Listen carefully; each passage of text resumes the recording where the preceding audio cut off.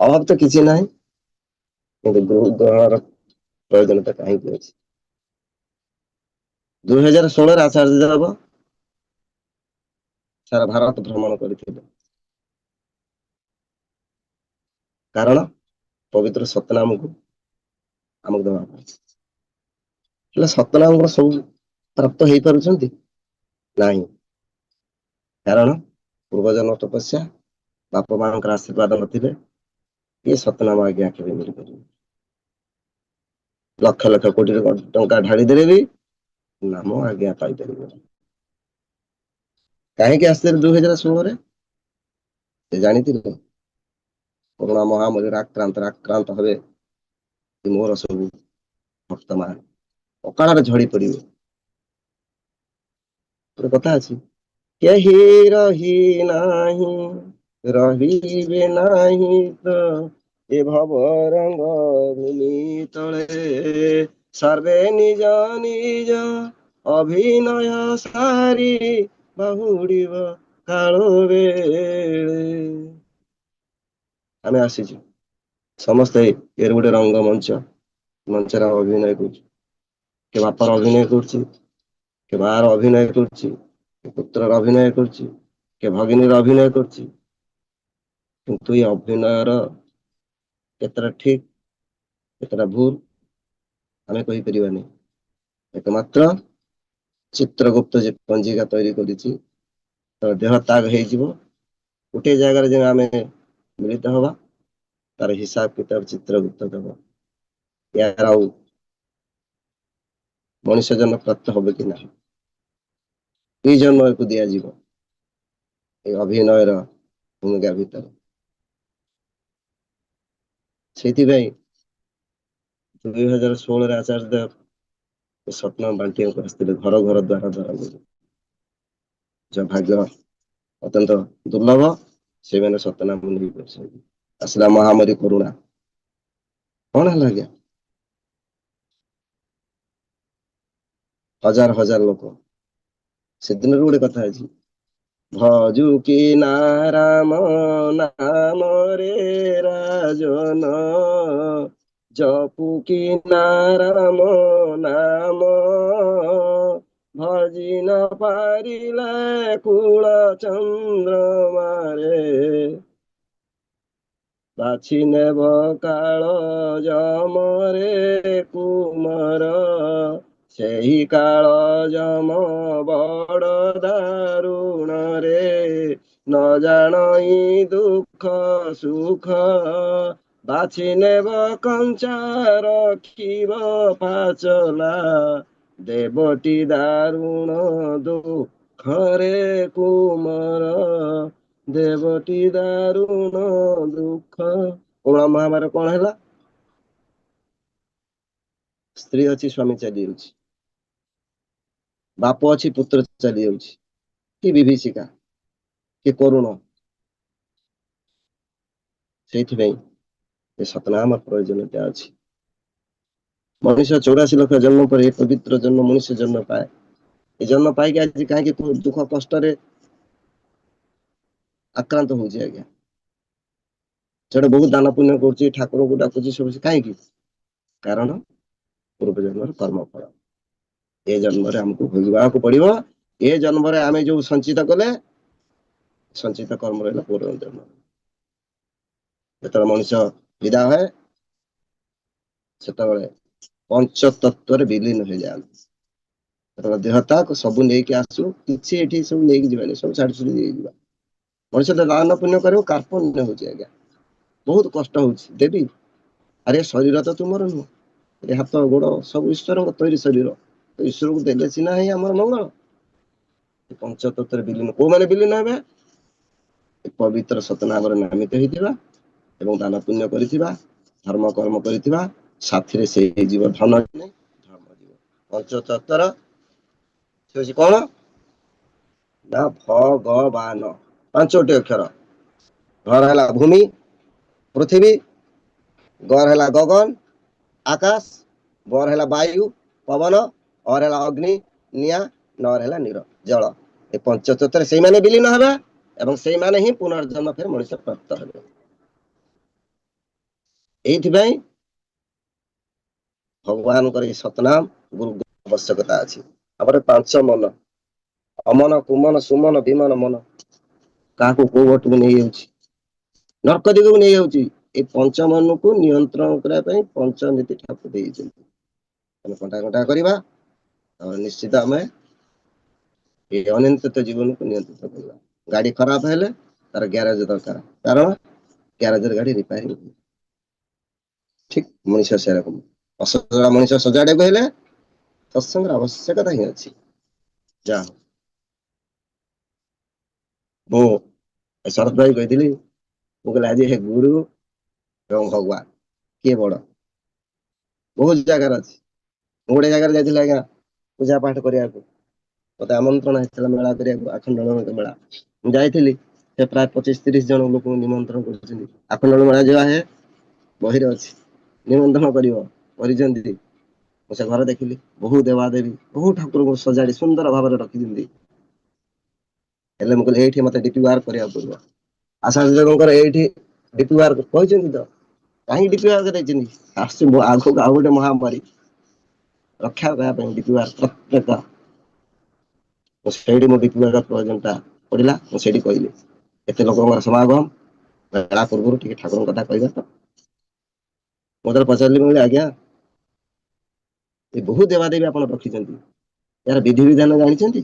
ଜଗନ୍ନାଥଙ୍କୁ କିଭଳି ଆମେ ଆରାଧନା କରିବା, ତାଙ୍କୁ ଡାକିବା, ଶିବଙ୍କୁ କେମିତି ଡାକିବା, ବହୁ ଦେବାଦେବୀ ରଖିଛନ୍ତି, 25-30 ଦେବାଦେବୀ। ଯେତେବେଳେ କହିଲି ସମସ୍ତଙ୍କର ଜାଣିଛନ୍ତି? କହିଲା ନାଇଁ ନନା, କିନ୍ତୁ ତା ଭିତରେ ଜଣେ ଗୋଟେ ଭଦ୍ରଲୋକ ବାହାରିଲା, କହିଲା ନନା ପୂଜା ପାଠ କରିବାକୁ ଆସିଛ ନା ଏଠି ଗୁରୁ ଦୀକ୍ଷା ବିଷୟରେ ଆଲୋଚନା କରିବାକୁ ଆସିଛ? ମୁଁ କହିଲି ନାଇଁ। ମୁଁ ପଚାରିଲି ଏତେ ଦେବାଦେବୀଙ୍କର ଜାଣିଛନ୍ତି, ତାଙ୍କର କିଭଳି ଆରାଧନା କରାଯାଏ, କିଭଳି ପୂଜା କରାଯାଏ? ମତେ ଫଟକିନା କହୁଛନ୍ତି, ଜଗନ୍ନାଥ ଠାରୁ କଣ ତମ ଗୁରୁ ଏତେ ବଡ? ଶିବଙ୍କ ଠାରୁ ତମ ଗୁରୁ ଏତେ ବଡ? ମୁଁ କହିଲି ନାହିଁ ଆଜ୍ଞା, ଗୁରୁ ସମସ୍ତଙ୍କୁ ଉପରେ। କହିଲା ନା ନା ସେ ମୁଁ କହିଲି ମୁଁ ଉଦାହରଣ ଦେଇକି ଆପଣଙ୍କୁ ବୁଝେଇ ଦଉଛି ଶୁଣନ୍ତୁ। ମୁଁ ପ୍ରଥମେ ପଚାରିଲି ଆପଣ କଣ କରନ୍ତି? କହିଲେ ମୁଁ ଜଣେ ରିଟାୟାର୍ଡ ହେଡମାଷ୍ଟର, ଶିକ୍ଷକ। ମୁଁ କହିଲି ସାର୍ ଭାବିବେନି, ମୁଁ ଆପଣଙ୍କୁ ପଚାରୁଛି ଶିକ୍ଷକର ଅର୍ଥ କହିପାରିବେ ମତେ? ସିରେ କଣ, କରେ କଣ, କ୍ଷରେ କଣ କହିପାରିବେ? କହିଲା ଶିକ୍ଷକ ଯେ ଶିକ୍ଷା ଦାନ କରନ୍ତି ମୁଁ ନାହିଁ, ସିରେ ହଉଛି ଶିଷ୍ଟାଚାର ଥିବା ଦରକାର। କ୍ଷରେ ଥିଲା କ୍ଷମାଶୀଳ ବ୍ୟକ୍ତି ହେଇଥିବା ଦରକାର, ପରେ ହେଲା କର୍ତ୍ତବ୍ୟ ପରାୟଣ ହେଇଥିବା ଦରକାର। ଏ ତିନୋଟି ବୈଶିଷ୍ଟ୍ୟ ଥିଲେ ତାକୁ ଶିକ୍ଷକ କୁହାଯାଏ। ଆଉ ଶିକ୍ଷକର ଇଂଲିଶରେ ହଉଛି ଟିଚର, TEACHER। ପ୍ରତ୍ୟେକଟାର ମିନିଂସ ଅଛି, କହିବେ? ଟି ରେ କଣ, ଇ ରେ କଣ, ଏ ରେ କଣ, ସି ରେ କଣ, ଏଚ କଣ, ଇ ରେ କଣ, ଆର କଣ? 7ଟି ଅକ୍ଷର 7ଟି କହିପାରିବେ? ଘୁମାରି ବସି ଯାଇଛନ୍ତି, ହେଲେ କଣ ଆଉ? ସବୁ ବିଦ୍ୟାଳୟକୁ ଯିବା ଆଉ ପ୍ରିୟ ବିଦ୍ୟାଳୟରେ ଆସିବାର ଡିଫରେନ୍ସ ଅଲଗା ଆଜ୍ଞା। ଆପଣ ମାନେ ଯେତେ ଜଣ ବସିଛନ୍ତି ସମସ୍ତେ ଜଣେ ଜଣେ ଗୁଣୀ ଜ୍ଞାନୀ ପଣ୍ଡିତ ବ୍ୟକ୍ତି। ଆପଣଙ୍କ ପାଖରେ ଯାହା ଜ୍ଞାନ ଅଛି, ସତ୍ସଙ୍ଗର ବିଚ୍ୟୁତ ଯେଉଁମାନେ ଯେତେବେଳେ ଜ୍ଞାନୀ ଗୁଣୀ ପଣ୍ଡିତ ହେଲେନି, ତାଙ୍କ ପାଖରେ ଜ୍ଞାନ ନଥିବ। ଆପଣ ବେଦ ପାଠ ସକାଳୁ ବେଦ ଭୂମିରେ ଆପଣ ମାନେ ପଦାର୍ପଣ ଅଛନ୍ତି। ଆଉ ଅନ୍ୟମାନେ ସବୁ ଯାଆନ୍ତୁ ଦେଖିବେ, ତାଙ୍କଠାରୁ ବିଚ୍ୟୁତ ଅଛନ୍ତି। ମୁଁ କହିଥିଲି ଆଜ୍ଞା, ଟି ରେ ହଉଛି ଟ୍ରୁଥଫୁଲ, ସେ ଜଣେ ସତ୍ୟବାଦୀ ବ୍ୟକ୍ତି ହେଇଥିବା ଦରକାର। ଇ ରେ ହେଲା ଏଜୁକେଟେଡ, ଶିକ୍ଷିତ ବ୍ୟକ୍ତି ହେଇଥିବା ଦରକାର। ଏ ହେଲା ଆକ୍ଟିଭ, ସେ ଜଣେ ସକ୍ରିୟ କର୍ମୀ ହେଇଥିବା ଦରକାର। ସି ରେ ହେଲା କ୍ୟାରେକ୍ଟର, ସେ ଜଣେ ଚରିତ୍ରବାନ ବ୍ୟକ୍ତି ହେଇଥିବା ଦରକାର। ଏଚ ରେ ହନେଷ୍ଟ, ସେ ସତ ହେଇଥିବା ଦରକାର। ଇ ରେ ହେଲା ଏନର୍ଜେଟିକ, ସେ ଜଣେ ଉଦ୍ୟୋଗୀ ପରାୟଣ ବ୍ୟକ୍ତି ହେଇଥିବା ଦରକାର। ଆର ହେଲା ରେସପନସିବିଲି, ସେ ଜଣେ ଦାୟିତ୍ୱବାନ ବ୍ୟକ୍ତି ହେଇଥିବା ଦରକାର। ତାଙ୍କୁ କୁହାଯାଏ ଶିକ୍ଷକ। ସମସ୍ତେ ହାତ ତାଳି ମାରିଲେ, ଆପଣ ମାନେ ବ୍ରାହ୍ମଣ ଯିଏ କହିପାରୁଛନ୍ତି, ଶିକ୍ଷକ କହିପାରୁଛନ୍ତି ନା? ସେ କାହିଁକି, ସେ ଏଇ ବିଦ୍ୟାଳୟକୁ ନ ଆସିଲେ କେହି କେବେ କହିପାରିବେନି। ଏ ବିଦ୍ୟାଳୟର ସ୍ୱତନ୍ତ୍ର ଚାହିଦା ଅଲଗା, ପ୍ରିୟ ପରମଙ୍କ ବିଦ୍ୟାଳୟ। ଯେତେବେଳେ ଆପଣ ୟୁନିଭରସିଟି ପଢନ୍ତୁ ନା କାହିଁକି, ଜ୍ଞାନ ମାର୍ଗ ହଉଛି ସତ୍ସଙ୍ଗ, ଏ ସତର ସଙ୍ଗ। ମୁଖଙ୍କର ବାଚ ପଙ୍ଗୁ ଲଙ୍ଘୟ ବନ୍ଦେ ପରମାନନ୍ଦ ମାଧବ। ଏଠି ଯୋଡା କଥା କହିବ, ଏଠି ଛୋଟା ବି ପାହାଡ ଚଢିବ ଏଠି। ଇଷ୍ଟବନ ଆସିଲେ ମଣିଷର କି ଜ୍ଞାନ ଉଦୟ ହେଇପାରିବନି। ମୁଁ କହିଲି ଆସ, ମୁଁ ଆପଣଙ୍କୁ ଏଇଠି କହିଦଉଛି, ଗୁରୁ ବଡ ନା ଆପଣ କହିଲେ ଜଗନ୍ନାଥ ବଡ ନା ଗୁରୁ ବଡ? ଏଇଠି ମୁଁ ଆପଣଙ୍କ ସମାଧାନ କରିଦଉଛି। ମୋର ଗୋଟେ ଜନୀମାନ ବ୍ୟକ୍ତି ଥିଲା, ଭାରି ବିଷ୍ଣୁ ଭକ୍ତ ଥିଲା। ବହୁ ଦିନ ପରେ ତପସ୍ୟା ପରେ ଗୋଟେ କନ୍ୟା ତାର ଜନ୍ମ ହେଲା। ତାର ମକର ରାଶି ଅନୁସାରେ ତାର ରଖାଗଲା ହୈମବତୀ। ସେ ବି ବାପ ଭଳି ଜଣେ ଭକ୍ତି କାରଣ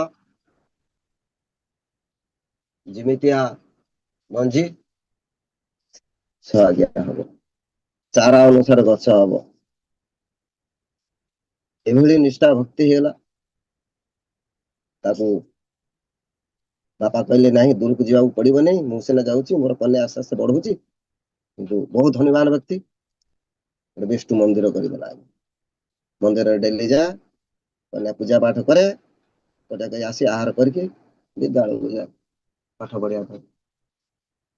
ପ୍ରତିଦିନ ଠାକୁରଙ୍କୁ ଜୁହାର ହୁଏ, କାନ୍ଦେ, ଈଶ୍ୱର ଥରେ ମତେ ଦେଖା ଦିଅ। ପ୍ରତ୍ୟେକ ଦିନ ଯାଏ ଫୁଲ ଫଳ ନୈବେଦ୍ୟ ଭୋଗ ରାଗ କରେ। ଶେଷରେ ଈଶ୍ୱର ଦେଖାଦିଅ ନା। ଦିନ ପରେ ଦିନ, ବର୍ଷ ପରେ ବର୍ଷ ଯେତେବେଳେ ଅତିକ୍ରାନ୍ତ 15ରୁ ବର୍ଷର ଅତିକ୍ରାନ୍ତ ହେଲା, କନ୍ୟା ଯୋଉ ପ୍ରାପ୍ତ ହେଲା, ତାର ପିତା କହିଲେ ମା ତୋର ଉପଯୁକ୍ତ ବୟସ ହେଲେ ମୁଁ ତତେ ବିବାହ କରିଦେବି। କହିଲେ ନାଇଁ ବାପା, ଯେ ପର୍ଯ୍ୟନ୍ତ ମୁଁ ଈଶ୍ୱରଙ୍କୁ ଦେଖା ନ କରିଛି ବିବାହ ହେବିନି। ମା ସିଏ କଣ କାହାକୁ ଦେଖା ଦିଅନ୍ତି? ନାହିଁ ବାପା, ମୋର ଏତେ ଦିନ ତପସ୍ୟା କଣ ବ୍ୟର୍ଥ ହବ? ମତେ ଥରେ ଟିକେ ଦେଖା ଦେବେନି? ହେଲେ କନ୍ୟାର ଜିଦ୍ ଆଗରେ ବାପା ହାରି ଯାଇଛି। ପ୍ରତିଦିନ ଯାଏ, ଭୋ ଭୋ କରି କାନ୍ଦେ, ଈଶ୍ୱର ଦେଖା ଦିଅ ନା। ଆଖିର ଲୁହରେ ଝରିଯାଏ ସେ ପ୍ରିୟ ପ୍ରଭୁଙ୍କର ପଦ ପଙ୍କଜ ପାଦ ତଳେ। ହେଲେ ଦିନରେ ଚୋର ସେଇ ରାସ୍ତା ଦେଇକି ଯାଉଥିଲା। କନ୍ୟା କଣ କରେ? ଅଳଙ୍କାର ଧନ ରତ୍ନ ଦେଇ ପୂଜା କରେ ଈଶ୍ୱରଙ୍କୁ ପାଇବା ପାଇଁ। ଚୋର ଦେଖିଲା ବହୁ ଟଙ୍କା ପଇସା ପ୍ରଭୁଙ୍କ ପାଦ ତଳେ ମନ୍ଦିର ରହିଛି, କହିଲା କେମିତି କୋଉ ଉପାୟରେ ମୁଁ ହଡପ କରିବି, ଚୋରି କରିବି। ସେ ତାର ଚୋରି କରିବା ଉଦ୍ଦେଶ୍ୟରେ ତାର ରହିଲା। ଦିନେ କଣ ହେଲା ନା, ଗୋଟେ ସାଧୁ ବେଶରେ ଆସି ପହଞ୍ଚିଲେ ସେ କନ୍ୟା ପାଖରେ। କହିଲା ମା ଗ୍ଲାସ ପାଣି ଦବ? ସେଇ ସମୟରେ କନ୍ୟା ପ୍ରଭୁଙ୍କ ପାଦ ତଳେ ଭୋ ଭୋ କରି କାନ୍ଦୁଛି। ଈଶ୍ୱର ଏଡେ ନିଷ୍ଠୁର, ଥରେ ଟିକେ ଦେଖାଦିଅ। ପ୍ରଭୁ ଥରେ ଟିକେ, ଯେତେବେଳେ ଏଇ ଭୋ ଭୋ କରି ଆର୍ତ୍ତନାଦ କରି କାନ୍ଦୁଛି, ସେତେବେଳେ ସେ ସାଧୁ ଚୋରଟି ଆସି କହୁଛି ଗ୍ଲାସ ପାଣି ଦବ? ଆଖିର ଲୁହକୁ ପୋଛି ପଛକୁ ଅନେଇ ଦେଲା ବେଳକୁ ଜଣେ ସାଧୁ ବାବା ଛିଡା ହେଇଛି। କହିଲା ବାବା ଟିକେ ଅପେକ୍ଷା କର, ମୁଁ ଆସୁଛି। ଆଖିର ଲୁହ ପୋଛି ଗୋଟେ ଗ୍ଲାସ ପାଣି ଆଣି ସେ ସାଧୁକୁ ବଢେଇ ଦେଇଛି। ସାଧୁ କହୁଛି, ମୁଁ ପାଣି ପିଇବା ପୂର୍ବରୁ ଗୋଟେ ପ୍ରଶ୍ନ ପଚାରୁଛି, ଆପଣ ମୋର ଉତ୍ତର ଦିଅନ୍ତୁ। କନ୍ୟା କହିଲା କୁହନ୍ତୁ? କହିଲା ଆପଣ କିଛି ଗୁରୁ ଗ୍ରହଣ କରିଛନ୍ତି, ଦୀକ୍ଷା ନେଇଛନ୍ତି? କହିଲା ଗୁରୁ ଗ୍ରହଣ ପ୍ରয়োଜନ କଣ ଅଛି? ମୁଁ ବିଷ୍ଣୁଙ୍କୁ ପୂଜା କରୁଛି, ମୁଁ ଡେଲି ବିଷ୍ଣୁଙ୍କୁ 2 ବେଳା ପୂଜା କରୁଛି। ସେ ବିଷ୍ଣୁ କେବେ ଦେଖିଛନ୍ତି? କନ୍ୟାର ମୁଣ୍ଡରେ ବଜ୍ର ପଡିଗଲା। ଆରେ ନାହିଁ ନାହିଁ ସାଧୁ ବାବା, ମୁଁ ଦିନେ ଏପର୍ଯ୍ୟନ୍ତ ହେଲାଣି ମୁଁ ତନ ମନ ଧନ ଦେଇକି ସେ ଆକୁଳ ଆକୁଳତାର ପ୍ରାର୍ଥନା କରୁଛି, ମୁଁ ଦିନେ ଦେଖା ପାଇପାରୁନି। କେମିତି ପାଇବ? ବିନା ଦୀକ୍ଷାରେ କଣ କେବେ ଈଶ୍ୱର ପ୍ରାପ୍ତ ହୁଏ? ବିନା ଦୀକ୍ଷାରେ କେହି ପୂଜା କଲେ ତାହାର କଣ ସେ ସାର୍ଥକ ହୁଏ? ବିନା ଗୁରୁ ଦୀକ୍ଷାରେ କେତେ ମନ୍ଦିର, କେତେ ଆପଣ ଯୋଉ ଦିଗ ଯାଆନ୍ତୁ ନା କାହିଁକି, ବିଶ୍ୱ ଧାମ ଯାଆନ୍ତୁ ନା କାହିଁକି, କଣ ତାର ସାର୍ଥକ ହବ? କହିଲା ଏକାନ୍ତ ମୋର ଗୁରୁ ଗ୍ରହଣ ପ୍ରয়োଜନ। କହିଲା ହଁ ମା, ତୁମେ ଗୁରୁ ଗ୍ରହଣ ପ୍ରୟୋଜନ, ଈଶ୍ୱର ନିଶ୍ଚିତ ପ୍ରାପ୍ତ ହବ। ବର୍ତ୍ତମାନ ତୁମେ ମତେ ଦୀକ୍ଷା ଦିଅ। ଚୋରଟି କହୁଥିଲା ଏମନ ପ୍ରାପ୍ତ, ଏମନ ଭାବୁଥାଏ ଯା କାଳେ ପ୍ରାପ୍ତ ହୁଏ ତା। ତାହେଲେ ମୋର ମାୟା ଜାଲରେ ଏ କନ୍ୟାଟି ପଡିଲା, ମତେ ଚୋରି କରିବାର ସୁବିଧା ହେଲା। କହିଲା ଆଗାମୀ, କହିଲା ଏଇ ସାଥେ, କହିଲା ନାହିଁ ନିର୍ଜନ ସ୍ଥାନ ଦରକାର। ଆଉ ଯେତେବେଳେ ଗୁରୁ ଗ୍ରହଣ କରିବାକୁ, ଗୁରୁଙ୍କୁ କିଛି ପାଥେୟ ଦେବାକୁ ପଡେ ତ, ତୁମେ ଆସନ୍ତା କାଲି ରେଡି ଥିବ, ନିର୍ଜନ ସ୍ଥାନକୁ ନେଇ ତୁମକୁ ମୁଁ ଦୀକ୍ଷା ଦେବି। ତା ପରଦିନ ଟଙ୍କା ପଇସା ଅଳଙ୍କାର ଧରି ଏକାନ୍ତ ମୁଁ ଆଜି ଜୀବନକୁ ଗ୍ରହଣ କରିବି। ବାହାରି ପଡିଲା। ତା ପରଦିନ ସେ ସାଧୁ ବେଶ, ଚୋରଟା ସାଧୁ ବେଶରେ ଆସି ନେଇଗଲା ଜଙ୍ଗଲ ମଧ୍ୟକୁ ନେଇକି, କୋଇ କୂଳରେ ରାବ ନାହିଁ ନିର୍ଜନ ସ୍ଥାନ ନେଇ ଗୋଟେ ଗଛରେ ତାର ହାତ ଭାଇ ବାନ୍ଧିଲା, ତା କୋମରକୁ ଗଛ ଭିତରେ ବାନ୍ଧି ଦେଇ କହିଲା ମା ଏଇ ହରିନାମ ତୁମେ ଜପ କର, ଏଇ ହେଲା ତୁମର ଗୁରୁ ମନ୍ତ୍ର। ଆଉ ମୁଁ ଯେ ପର୍ଯ୍ୟନ୍ତ ନ ଆସିଲେ ବନ୍ଧନ କେହି ଖୋଲି ପାରିବେନି। ତାର ଯେତେକ ଟଙ୍କା ପଇସା ସବୁ ନେଇ ଚୋରଟି ପଳେଇଲା। ହେଲେ ସକାଳୁ ଯାଇକି 2 ପ୍ରହର ଅତିକ୍ରାନ୍ତ ହେଇଗଲା। ହେଲେ କନ୍ୟା ଫେରୁନେଇ ମନ୍ଦିରକୁ କାହିଁକି? ସ୍କୁଲ କଣ ଆଜି ଯିବନି? ସମସ୍ତଙ୍କୁ ପଠେଇଲେ, ଦେଖ ହୈମବତୀ କାହିଁକି ଆଜି ଫେରୁନି ମନ୍ଦିରରୁ? ସମସ୍ତେ ଦେଖିଲା ବେଳକୁ ମନ୍ଦିର ଖୋଲା, କନ୍ୟା ନାହିଁ। ସାଙ୍ଗେ ସାଙ୍ଗେ ମନ୍ଦିର ତ ଖୋଲା ଅଛି ଆଜ୍ଞା, କିନ୍ତୁ ପୂଜା ପାଠ ଆଜି କିଛି ହେଇନାହିଁ, କନ୍ୟା ନାହିଁ। ସମସ୍ତେ କହିଲେ ଦେଖ ସବୁଆଡେ ଯାଇ ଦେଖିଲା ବେଳକୁ ନିର୍ଘଞ୍ଚ ଜଙ୍ଗଲରେ ହୋମିଓପାଥି ବନ୍ଧା ହେଇଛି ଏବଂ ହରିନାମ ଜପ କରୁଛି। ସଙ୍ଗେ ସଙ୍ଗେ ଆସି ତାଙ୍କ ବାପାଙ୍କୁ ମହାଜନ କହିଲେ, ଆଜ୍ଞା କନ୍ୟା ଏରକମ ଜଙ୍ଗଲ ଭିତରେ କିଏ ତ କିଏ ବାନ୍ଧି ପକେଇଛି। ରାଜା ମହାଜନ ଦୌଡି ଯାଇ କହିଲେ, ଏ ମା ଇଏ ତୋର କି ଅବସ୍ଥା କଲା, ତୋତେ କିଏ ବାନ୍ଧିଲା? ନାଇଁ ବାବା, ମୋ ଗୁରୁଦେବ ମତେ ବାନ୍ଧିଛନ୍ତି। ନାରେ, ତୋର ଯୋଉ ଅଳଙ୍କାର ସୁନା ରୂପା ସବୁ କିଛି ନାହିଁ, ସେ ଜଣେ ଭଣ୍ଡ, ସେ ତ ଚୋରି କରି ନେଇଛି। ନାଇଁ ବାପା, ସେ ମୋ ଗୁରୁ, ମତେ ପବିତ୍ର ସତନାମ ଦେଇଛନ୍ତି, ସିଏ ଆସିଲେ ମୋ ବନ୍ଧନ ଖୋଲିବେ। ହେଲେ ବାପର ଯେତେ କାକୁତି ମିନତି ଆଗରେ ୟାର ଗୁରୁ ଭକ୍ତିର ଅଗାଢ ଭକ୍ତିର ବାପା ହାର ମାନି ଯାଇଛି। ଶେଷରେ ଫେରି ଆସିଛି। ହେଲେ କଣ କରିବ? ନାରଦ ମୁନି ଯାଇ ପ୍ରଭୁଙ୍କୁ ନାରାୟଣ କହିଲେ, ନାରାୟଣ କି ଅପୂର୍ବ ଲୀଳା। ଆଜି ମନ୍ଦିରରେ ପୂଜା ନାହିଁ, ପାଠ ନାହିଁ, ଭୋଗ ନାହିଁ, ନୈବେଦ୍ୟ ନାହିଁ, ହେଲେ ଆପଣଙ୍କର ସେ ଭକ୍ତ ଜଣେ କି ଅବସ୍ଥାରେ ଅଛି? ନାରଦ, ତୁମେ ଯାଅ, ତାକୁ ସେ ବନ୍ଧରୁ ମୁକ୍ତ କରିବ। ନାରଦ ଯେତେବେଳେ ଯାଇ ଜଙ୍ଗଲ ମଧ୍ୟରେ ପହଞ୍ଚିଲେ, ନାରାୟଣ ନାରାୟଣ ନାରାୟଣ। ହୋମିଓପାଥି ଆଖି ଖୋଲିଦେଲା। ବିଷ୍ଣୁଙ୍କର ପରମ ଭକ୍ତ ଆଜି ନାରାୟଣ ଉଦୟମାନ ମୋ ସାମ୍ନାରେ। ଆଖିର ଦି ଟୋପା ଲୁହ ଝରି ପଡିକି ପ୍ରଣାମ ନାରଦ ମହାଶୟ। କହିଲା, ମୁଁ ତୁମର ବନ୍ଧନକୁ ଖୋଲିବି। କହିଲେ, ନାହିଁ, ମୋ ଗୁରୁଦେବ ମତେ ଏ ବନ୍ଧନରୁ ବାନ୍ଧିଛନ୍ତି, ସେଇ ଆସି ଖୋଲିବେ। ଆପଣଙ୍କୁ ବିଷ୍ଣୁଙ୍କର ପରମ ଭକ୍ତଙ୍କୁ ଦେଖି ମୋ ଅତ୍ୟନ୍ତ ଜୀବନ ସାର୍ଥକ ହେଲା। ମୋ ଗୁରୁଦେବ ଆସି ମୋର ଏଇ ବନ୍ଧନକୁ ଖୋଲିବେ। ଯେତେ ବୁଝେଇଲେ ଗୁରୁ ଭକ୍ତି ଆଗରେ ନାରଦ ବି ହାରିଗଲେ। ଶେଷରେ ଯାଇ କହୁଛି, ପ୍ରଭୁ ଏଭଳି ଗୁରୁ ଭକ୍ତି ଆଗରେ ମୁଁ ବି ଆଜ୍ଞା ହାରିଗଲି। କଣ କରାଯିବ? ବନ୍ଧନ କେମିତି ତାକୁ ମୁକ୍ତ କରାଯିବ? ଶେଷରେ ନାରାୟଣ ଖୁଦ ଆସିଛନ୍ତି। ଯେତେବେଳେ ଆସିକି ଶଙ୍ଖ, ଚକ୍ର, ଗଦା, ପଦ୍ମ ଚତୁର୍ଥା ମୂର୍ତ୍ତି ହେଇକି ଯେତେବେଳେ ସେ କନ୍ୟା ଆଗରେ ଛିଡା ହେଇଛନ୍ତି, ହୈମବତୀ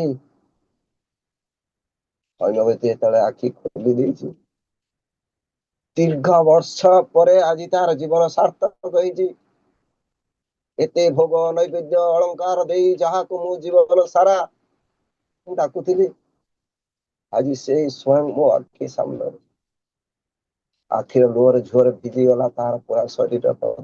ଭୋ ଭୋ କରି କାନ୍ଦିଲେ, ହେ ନାରାୟଣ, ମୋ ଜୀବନ ସାର୍ଥକ ହେଇଛି।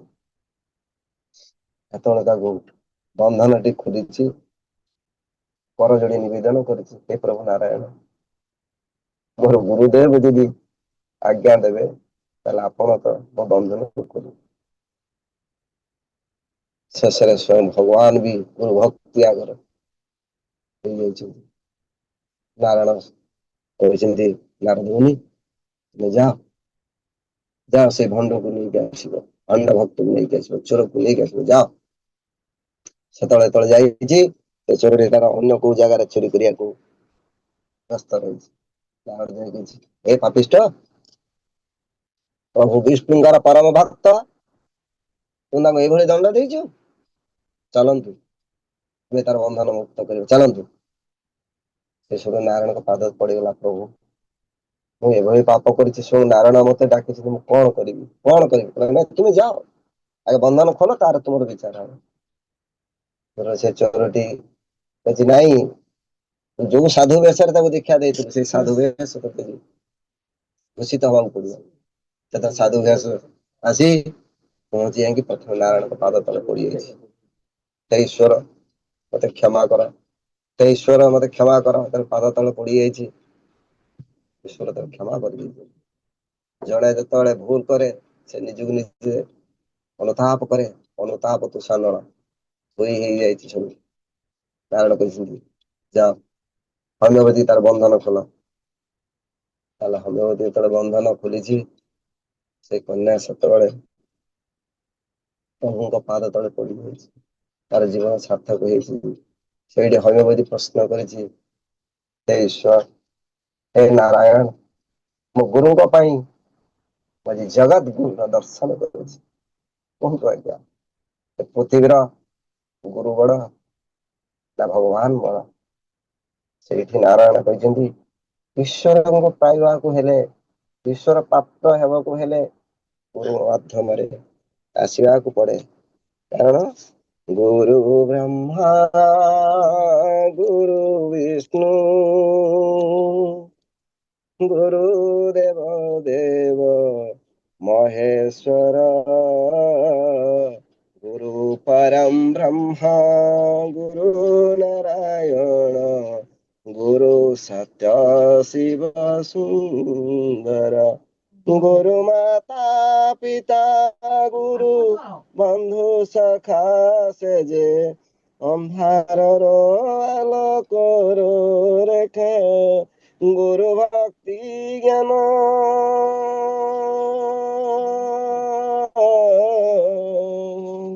ଗୁରୁ ଭକ୍ତି ଜ୍ଞାନ ମୋର ଭଗବାନ ସେ ଯେ ଚିଦାନନ୍ଦ ସର୍ବ ଗୁଣଧାର ଗୁରୁ ବ୍ରହ୍ମା ଗୁରୁ ବିଷ୍ଣୁ ଗୁରୁଦେବ ଦେବ ମହେଶ୍ୱର ଗୁରୁ ପରମ ବ୍ରହ୍ମ ଗୁରୁ ନାରାୟଣ ଗୁରୁ ସତ୍ୟ ଶିବ ସୁନ୍ଦର। ହଁ ଆଜ୍ଞା, ଜୀବନରେ ଗୁରୁ ନାହିଁ ତ ସୁର ନାହିଁ। ଯାହାର ଗୁରୁ ଅଛି ତାର ସୁର ଅଛି। ଏହି କଥା କହିବା ପରେ ସମସ୍ତେ ଆକୁଳତାର ବ୍ୟାକୁଳତାର ହେଇ କହିଲେ ସାର୍ ଆପଣ ଜଣେ ରିଟାୟାରମେଣ୍ଟ ହେଡମାଷ୍ଟର, ସାଧାରଣ ଜଣେ ନନା। ଆଜି ଆମେ ବୁଝିଲୁ ଯେ ବିନା ଗୁରୁରେ ମଣିଷ କେବେ ଆଗେଇ ପାରେ ନା, କେବେ କିଛି କରିପାରେ ନା। ସେଇ ପରିବାର ପରବର୍ତ୍ତୀ ସମୟରେ ଦୀକ୍ଷା ଗ୍ରହଣ କଲେ। ଯାହା ହଉ ସମୟ ଅତିକ୍ରାନ୍ତ, ଯାହା ଯେତିକି ମୋର ଜ୍ଞାନ ଭିତରେ ଥିଲା ଆପଣଙ୍କ ସାମନାରେ ମୁଁ ପରିବେଷଣ କଲି। ଆଉ ଯୋଉ ମତେ କହିଥିଲେ ବିଜ୍ଞାନ ଭାଇ କିଛି କଥା କହିବା ପାଇଁ, ସେଟା ବାକି ରହିଲା। ପରବର୍ତ୍ତୀ କେବେ ଯଦି ସୁଯୋଗ ମିଳେ ଠାକୁରଙ୍କୁ ଧରି ଅନୁଭୂତି। ସର୍ବେ ଭବନ୍ତୁ ସୁଖିନଃ, ସର୍ବେ ସନ୍ତୁ ନିରାମୟ, ସର୍ବେ ଭଦ୍ରାଣି ପଶ୍ୟନ୍ତୁ ମା କଶ୍ଚିତ୍ ଦୁଃଖ ଭାଗ୍। ଜୟ ଗୁରୁ, ଜୟ ଗୁରୁ, ଜୟ ଗୁରୁ ଆଜ୍ଞା।